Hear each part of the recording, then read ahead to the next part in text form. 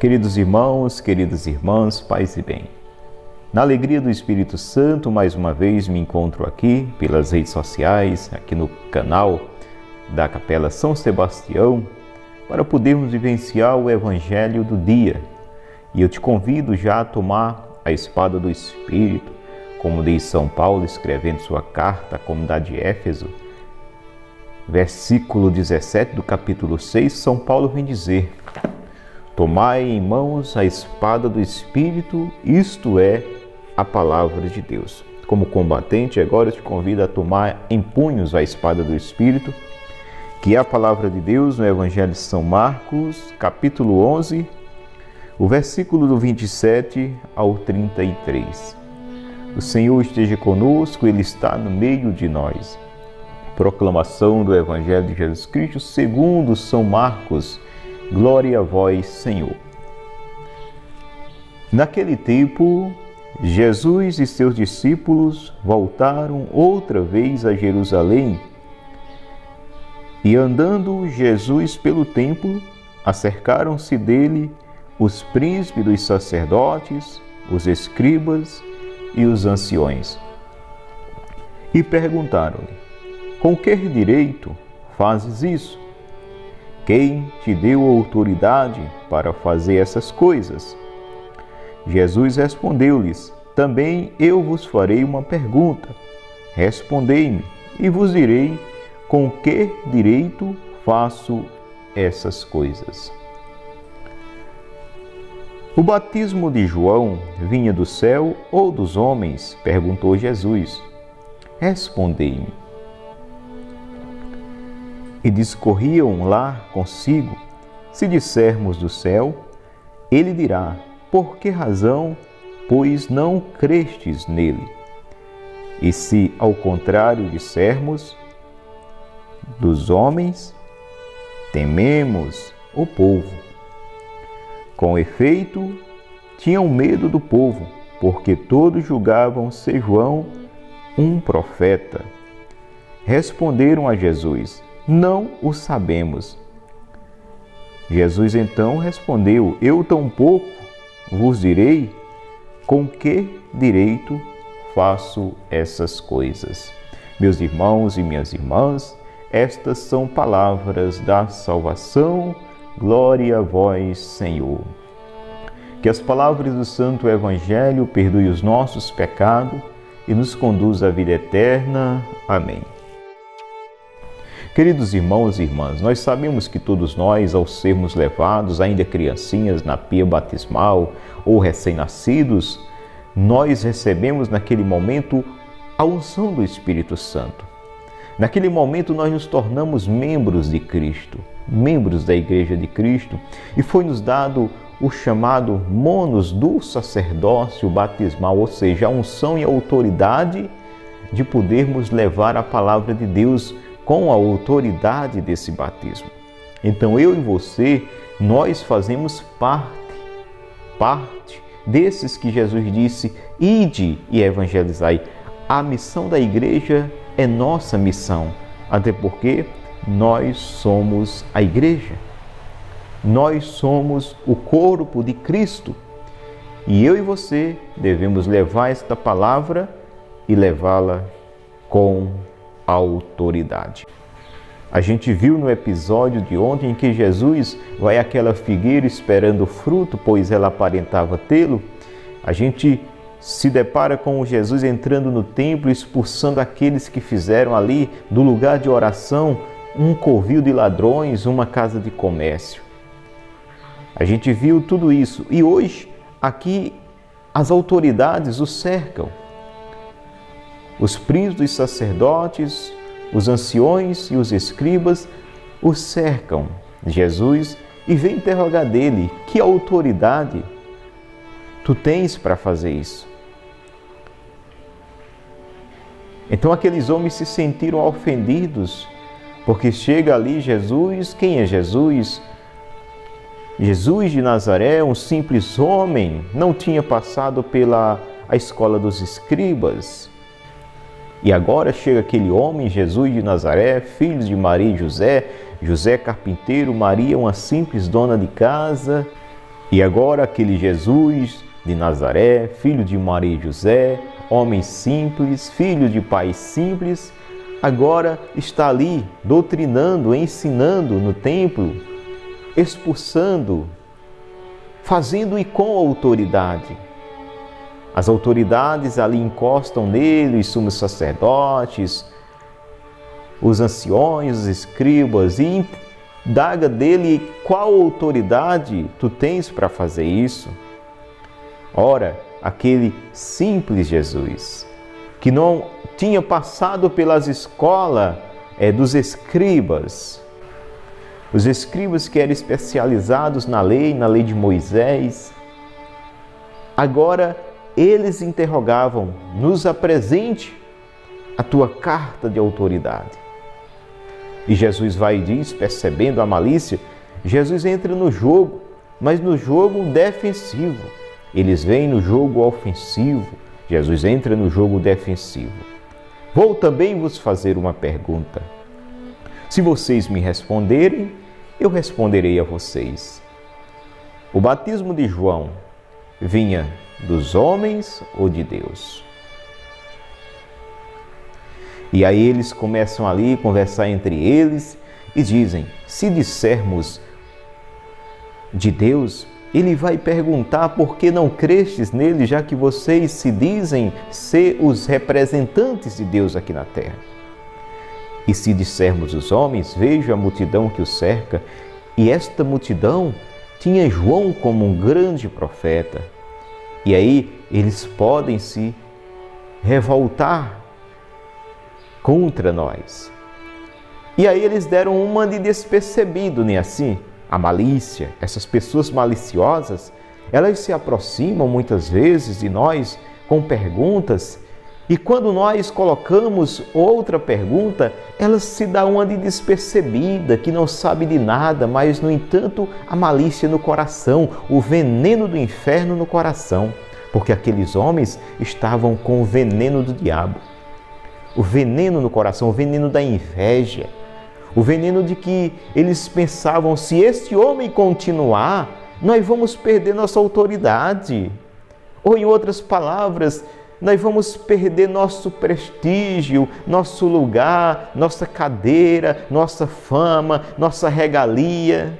Porque eles tinham regalias com as autoridades civis, embora autoridades religiosas, mas eles tinham, por essa autoridade religiosa, eles tinham benefícios das autoridades civis, do Império Romano. Controla o povo e vocês recebem aqui as recompensas que o Império pode dar.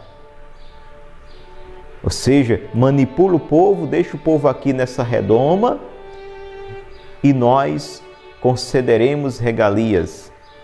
Era assim o tratado dos sumos sacerdotes, dos escribas, dos anciões, com as autoridades civis. Os anciões eram homens, como a própria palavra de anciões de experiência, e que ocupavam lugar no sinédrio. Em certas comunidades, os anciões, eles eram como juízes que tomavam de conta. Então havia um controle social através da religiosidade da época, para que o povo não se revoltasse, para que o povo se acomodasse oprimido, pisoteado, escravizado pelo regime da época, pelo sistema da época. E a igreja da época, os sumos sacerdotes, os entendidos na palavra e os anciões faziam com que isso permanecesse em ordem. E aí chega Jesus de Nazaré. Chega Jesus de Nazaré agora colocando risco nesse sistema corruptor, de adultério à palavra de Deus, de falta de amor ao próximo. Esses homens não tinham misericórdia no coração. Esses homens, embora conhecedores da lei, eles não viviam esta lei, mas eles usavam dessa lei a seu bel prazer, ao seu favor. A gente pode ver lá no livro de Daniel, capítulo 13, onde relata a história de Susana, filha de Elcias. Diz que naquela comunidade foram enviados 2 anciões para tratar ali das questões da comunidade, no que dizia respeito à parte jurídica, civil e também na parte religiosa. E a gente vê aqueles homens, eles adulterarem a palavra de Deus, adulterarem os ensinamentos da lei, da qual eles se diziam os doutores, os intérpretes, onde eles tentam ali matar uma pessoa inocente porque não quis conceder no seu pecado, ou seja, 2 homens, anciões da lei, que é desses mesmo aqui que foram até Jesus, dando uma de todos direito, né? Dando uma de todo santo. Eles praticavam essas práticas pecaminosas. E aí você pode, é uma leitura muito comprida, você pode ver Daniel 13 e leia a história de Susana, Daniel 13, e você vai ver que 2 anciões, exercendo este serviço em uma comunidade, se apaixonaram por Susana, filha de Elcias, esposa de Joaquim. Como ela não quis cometer nenhum pecado, eles disseram: ou você se entrega a nós, ou nós vamos denunciá-la que você traiu seu esposo, e aí nós vamos inventar a mentira mais grande, e nós somos a autoridade, e você será condenada pela lei da qual nós estamos aqui para aplicá-la, que é a lei de Moisés, e você será apedrejada em praça pública, se nós te acusar de adultério. Então é melhor você ceder. E ela disse: não pecarei contra o meu Deus. E aí toda a história você vai ler e você vai ver o que sucedeu, né? O final dessa história. Deus vem em socorro do inocente. Deus vem em socorro dos seus inocentes, e nesse caso é Susana. Então, para poder aqui trazer o caráter desses homens, era um desses, aquele Daniel 13, que estava lá em torno, perguntando com que autoridade tu faz isso. Agora, eu pergunto, o que era que Jesus estava fazendo, gente? Jesus chega no templo, chega lá no templo, vê toda a bagunça na casa de Deus. Vamos fazer uma comparação para que a gente possa entender melhor. Chega o sacerdote na igreja, ele vai lá, quando ele entra, aí dentro da igreja, ali do templo, tá mesa de jogo, de cambista, tá ali gente vendendo dentro da igreja, aquela maior baderna, zoada. O que é que o sacerdote vai fazer? Um sacerdote que tem zelo, um sacerdote que tem amor, ele vai chegar ali, o que é isso? A casa de oração virou casa de comércio, e ele vai colocar todo mundo para fora dali. Ele vai colocar. Até porque seria um absurdo isso acontecer, né? Isso não vai acontecer, seria um absurdo. Então Jesus se deparou, meu irmão, minha irmã, com essa realidade, mas para os sacerdotes era normal, estava tudo bem. Estava tudo bem, por quê? Porque eles estavam de sintonia com o império, eles estavam de sintonia com as autoridades civis, e isso era vontade das autoridades civis, que aquele lugar fosse cedido para essa prática. Mas Jesus chega lá, Jesus, ele não quer saber, tá entendendo? De acordo com a autoridade civis. A casa do meu pai é casa de oração, e ponto final. A casa do meu pai é casa de oração e ponto final. Então, eles estavam insatisfeitos com o Senhor por conta disso. Por isso foram ali perguntar com que autoridade Jesus fazia aquilo. A autoridade do céu, a autoridade do zelo, a autoridade do amor, a autoridade da vivência, a autoridade de querer que a vontade de Deus ela aconteça. Essa é a autoridade. Então, meu irmão, minha irmã, a nossa autoridade como profeta, como pregador, como missionário, consiste não naquilo que eu prego, não naquilo que eu digo, mas naquilo que eu vivo. Consiste no meu zelo, tá entendendo? Nas minhas atitudes para com as coisas de Deus, se eu tenho zelo, se a minha vida é um zelo para com as coisas de Deus, se eu tenho um amor às coisas de Deus, se eu tenho uma vivência espiritual. Jesus chegou ali com o seu zelo espiritual, aqui é casa de oração. Eu tenho que ter zelo. Eu tenho que ter zelo pelo templo de pedra. Eu tenho que ter zelo pela casa de oração, ali onde o povo de Deus vai congregar para se unirem na oração, na presença de Deus.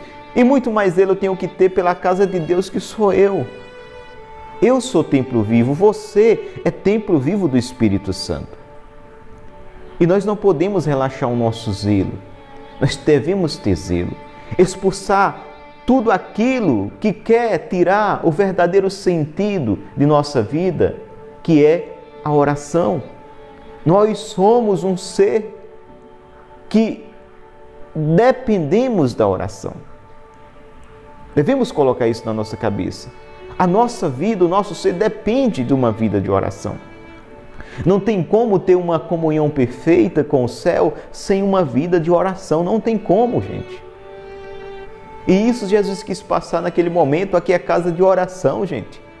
Não é um covil de ladrões. Há lugares para vocês fazer isso.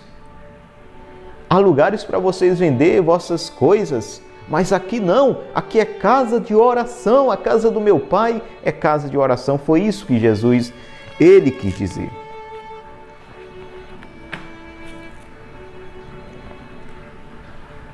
E perguntaram: com que direito fazes isso? Quem te deu autoridade para fazer isso? Quem te deu autoridade para fazer essas coisas? Ora, quem deu autoridade a Cristo é uma pessoa que eles não conhecem. E aí onde está? Doutores da lei, sumos sacerdotes, príncipes dos sacerdotes, os principais dos sacerdotes, né? Aqueles que estavam na fileira de frente, os escribas, os intérpretes, os estudiosos, os especialistas na lei. Eles não conhecem a Deus. Eles não conhecem Deus. E Jesus diz, aqui no versículo 28, quando eles perguntam: com que direito fazes isso? Quem te deu a autoridade para fazer essas coisas? Quem te deu?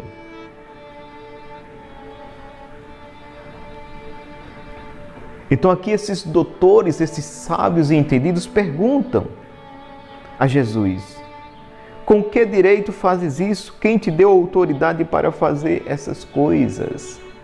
Deus, qual eles se ufanam, qual eles se intitulam conhecedores de Deus, não conhecem Deus, porque Jesus faz tudo aquilo com a autoridade do céu, com o veredito do céu, com o beneplácito do céu, com a licença de Deus, com a vontade de Deus, o aplauso de Deus, o consentimento de Deus. É o Filho de Deus. Essa autoridade vem de Deus. A autoridade que Deus deu ao Filho. Mas eles não conhecem Deus. Por quê, gente? Porque era só uma caricatura de uma vivência. Era só uma camuflagem de serem homens piedosos, homens da lei de Deus, homens preocupados com o reino de Deus, preocupados com o povo, preocupados com isso, com aquilo. Era só uma camuflagem, mentira. Mentira. Não aprofundavam, não entendiam as coisas do Espírito, não entendiam o que era oração, vida de oração, eles não entendiam isso. Eles estavam preocupados em manter sua postura, em manter sua posição, em manter seu domínio do povo, em manter o povo escravizado aqui, no nosso conceito, no nosso pensamento, nos nossos preceitos humanos, somente. Mas não em levar o povo a ter um encontro com Deus, a uma experiência de Deus. E aí Jesus faz aquela pergunta: me responda de quem vem o batismo de João, dos homens de Deus? E aí eles se calam, porque eles dizem, né, consigo mesmo: se dissermos de Deus, Ele vai nos cobrar, porque não acreditamos. Se dissermos dos homens, vamos ser apredrejados e vamos perder aquilo que nós mais apreciamos, né, que era a popularidade. O que eles mais apreciavam, aqueles homens, era a popularidade com o povo. Então eles queriam estar de bem com o povo, ainda que estivesse de mal com Deus. Então nós faz tudo errado, escondido, nós faz nossas falcatruas, nossas mentiras, contanto que o povo não veja. Se Deus vê, não tem nada, não importa. Agora, se o povo vê, o negócio deles era com o povo, porque o povo, como diz, né, ainda hoje, O poder emana do povo, então o poder deles emanava do povo. Então, enquanto eles estivessem no domínio do povo, eles estavam com as regalias que o império concedia a eles. Então, compromisso com Deus, compromisso com a palavra, nenhum compromisso. E como eles não responderam à pergunta de Jesus, Jesus responde: eu tão pouco vos direi, com que direito faço essas coisas. Então, meus queridos irmãos e irmãs, buscar a vontade de Deus acima de todas as coisas. Não ficarmos na margem, mas adentrarmos para experienciarmos as maravilhas do aprofundar-se no oceano de Deus. Eu e você somos chamados por uma vida de oração, e isso a igreja nos ensina, e isso o catecismo da igreja nos ensina, e isso todos os santos nos ensina, que sem uma vida de oração não chegaremos a lugar nenhum. E isso o próprio Cristo nos ensina. O ministério do Cristo, muitas e muitas vezes, Jesus se retirou para estar no monte em oração. Então, como esses doutores da lei aqui, eles se aprofundaram somente nos rolos, nos pergaminhos, no estudo, exagerado da coisa, e ficaram homens artificiais, homens intelectuais a tal ponto de não entender nada do Espírito. Conhecia na teoria. Eles conheciam demais as coisas de Deus na teoria, no estudo, mas na vivência, zero. Eles não viviam e nem queriam viver. Não estavam preocupados, até porque os interesses de Deus contradizia com os interesses dele. Deus mandava ser misericordioso, eles eram impiedosos. Não tinham piedade. Deus mandava amar o seu inimigo, eles queriam matar o inimigo. Deus mandava orar pelos que os perseguem, eles queriam acabar com aqueles que os perseguem. Então, eles não queriam aceitar esta vontade do Pai, aceitar essa vontade do Pai que é revelada no Cristo. Jesus veio revelar a vontade do Pai. Por isso que essa vontade do Pai, uma vez revelada no Cristo, essas autoridades disseram: agora nós seremos desmascarados. Agora a nossa máscara vai cair, nós vamos perder aquilo que nós mais apreciamos, que é o povo, que é a popularidade diante do povo. A popularidade diante do povo, é isso que nos é mais precioso. Então, se o povo está nos aplaudindo, está tudo bem, embora Deus nos reprove. Era essa a mentalidade desses homens, infelizmente. Infelizmente era isso. É tanto que Jesus diz: vós sois túmulos caiados. O que é que quer dizer um túmulo caiado? Túmulo caiado, você chega do cemitério, vê lá o túmulo caiado. Hoje nem caiado é, né? Aquele mármore bonito. Então, por fora todo bonito, mas por dentro, o que é que tem ali dentro? Podridão, mau cheiro, não é isso? Então é isso que Jesus quis dizer deles. Amém? Então que eu e você, meu irmão, minha irmã, possamos cada vez mais nos interiorizar, nos aprofundar na grande misericórdia, no grande amor de Deus, pela vida da oração. Eu e você somos chamados por Jesus a subir sempre o monte e nos colocar na presença de Deus para que possamos entender e, mais do que entender, termos dele a graça de viver a sua vontade. Deus abençoe a todos e até a próxima oportunidade.